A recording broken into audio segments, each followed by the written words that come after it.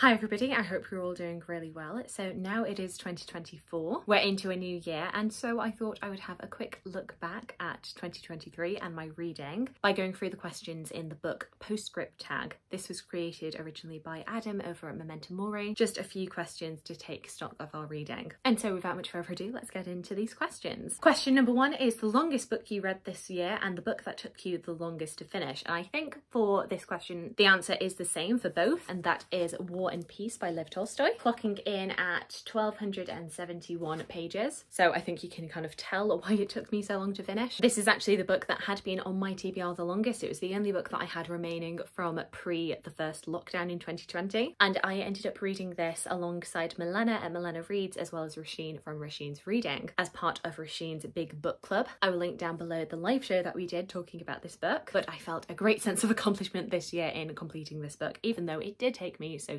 long. Question number two is a book you read in 2023 that was outside of your comfort zone. Now, I don't know if I really read a whole lot of things that were outside of my comfort zone this year. I am very much a creature of habit. So I think the closest to this that I can offer to you is The Haunting of Hill House by Shirley Jackson. This was one that I read as part of an in real life book club. And I guess this one is different for me and outside of my comfort zone because I don't tend to read a whole lot of horror. And to be honest, it is kind of cemented that I'm not really a big fan of horror. It's not really my thing. Like, I was engaged whilst I was reading it, but it's not going to stay with me. Question number three is how many books did you reread in 2023? And I've kind of broken up my answer in terms of rereads from previous years and rereads of books that I read for the first time this year, because I do think of them as kind of separate. So in terms of rereads that I did that were rereads of books that I've read in years past, we had Romancing Mr. Bridgerton by Julia Quinn, the fourth book in the Bridgerton series. I was kind of prepping myself ahead of season 3, which we finally got a release date for the Netflix season. Jane Eyre by Charlotte Bronte, The Tenant of Wildfell Hall by Anne Bronte, North and South by Elizabeth Gaskell, A Study in Scarlet by Sir Arthur Conan Doyle, as well as The Sign of Four by Sir Arthur Conan Doyle. And then rereads that I did for books that I read for the first time this year were A Terrible Kindness by Jo Browning Rowe, as well as The Duchess Deal by Tessa Dare. Tessa Dare's books are very easy to reread. And following on from that, question number 4 is my favourite reread of 2023. And for me, that was definitely Jane Eyre by Charlotte Bronte. This is one that I haven't read since the first time that I read it in 2014. And it was such a delight. I found myself grinning the whole way through. This is the first of the books that I have been rereading in order to gauge whether or not it's a favourite book of all time for me. And considering I found it such a delight to read, I think it's safe to say this is definitely one of my favourite books of all time. Question number 5 is a book that you read for the first time in 2023 that you look forward to rereading in the future. I think I'm definitely going to find myself coming back to Elizabeth of York, The Last White Rose by Alison Weir. I just found this story incredibly compelling, and I think this alongside the 6 Tudor Queen series is definitely one that I'm going to be coming back to, even though I did read the 6 Tudor Queens for the first time in 2022. I haven't reread them yet, but I sense it will be on the horizon at some point. Question number 6 is a favourite single short story, a novella that you read in 2023. And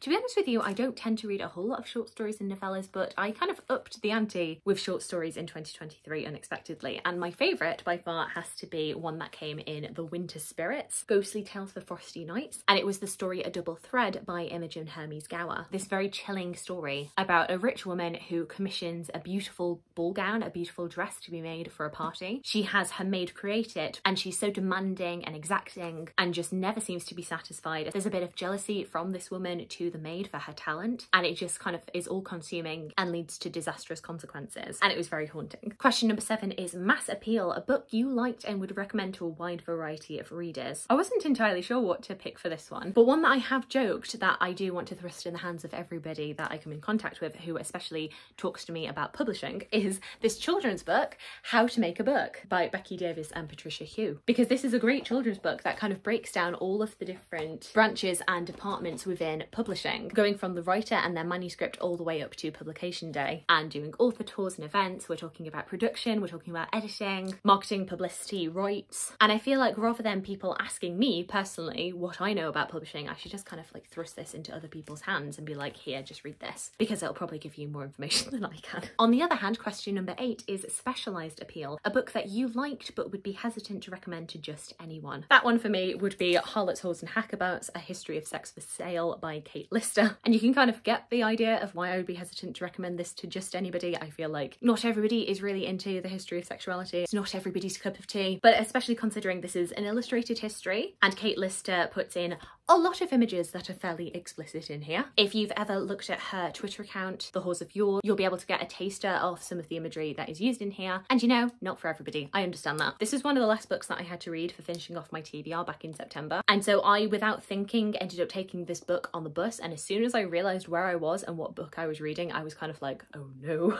What have I done? But it is a fantastic read. I love Kate Lister's writing. I find her really engaging on this topic, and it's really, really interesting history, even if it's not necessarily safe for work. Question number 9 is reflect on your year as a bookish content creator, goals met, good, bad memories, favourite videos you made, etc. So in terms of goals hit, I hit my goal of reading 30 books, which I do tend to hit every year, but there's a reason that I always set it as that. And that's because when I started getting back into reading in 2014, I was reflecting on my 2013 reading, and I'd realised I'd only read 11 books that year, so not even able to read 1 book a month. And so I was kind of giving myself this push goal of 30 books. I ended up reading, I think, about 79 books in 2014, but like the idea in my mind of 30 books a year has just kind of stuck. So even though I've always surpassed it, I just like to have it there as a reminder. At current moment of filming, it is a couple of days before the new year, but I have read, I think, 108 books at this point. I might be able to get to 109, 110, but I'm not really pushing it at this point. Another goal that I hit was doing my throwback favourite videos, which I'll link down below, going through my favourite books from 2014, 2015, 2016, 2017, 2018, 2019, and reflecting on whether or not those books are still my favourites. I really enjoyed going back through that, a bit of nostalgia for me, and it seems like other people found them interesting as well. As I said in the first question, I read War and Peace, hooray! I was really, really pleased by that. But in terms of my general year as a bookish creator, I won't lie, I don't feel like I felt entirely satisfied with all of the videos that I've done. I feel like my mood has been a little bit down, and that's not to do with like my enjoyment of YouTube as a whole. I think it's just been where I am personally. It was partially to do with where I was living and how comfortable I felt with doing videos when I felt like there were a lot of people around me. I also had like a weird hay fever reaction that ended up impacting my eyes for a couple of months, and so that wasn't particularly fun. And so I just feel like in myself I haven't had like the same spark that I do notice when I look back on previous videos.